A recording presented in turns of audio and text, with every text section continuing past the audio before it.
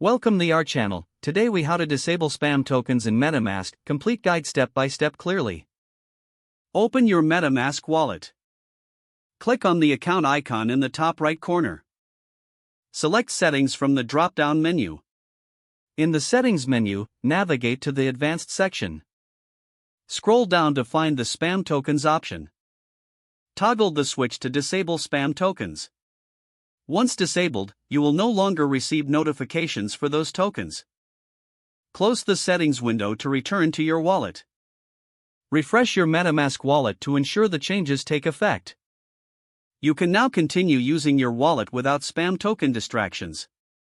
If the page does not load, refresh the browser or try again in a private or incognito window. Make sure you are using the correct email address, then retype it carefully to avoid small typos.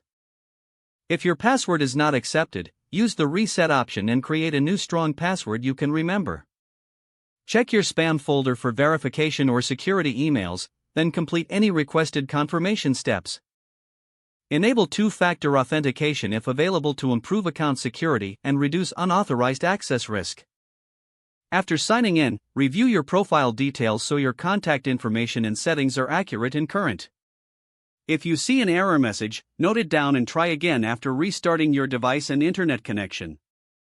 Log out when you finish, especially on shared devices, to keep your account and payment information secure. If the page does not load, refresh the browser or try again in a private or incognito window. Make sure you are using the correct email address, then retype it carefully to avoid small typos.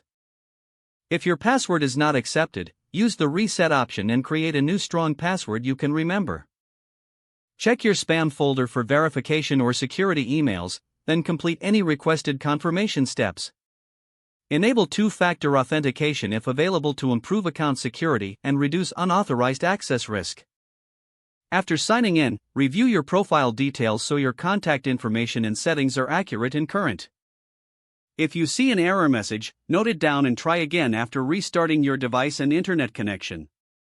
Log out when you finish, especially on shared devices, to keep your account and payment information secure. If the page does not load, refresh the browser or try again in a private or incognito window. Make sure you are using the correct email address, then retype it carefully to avoid small typos. Don't forget to like this video and subscribe to our channel for more step-by-step tech guides.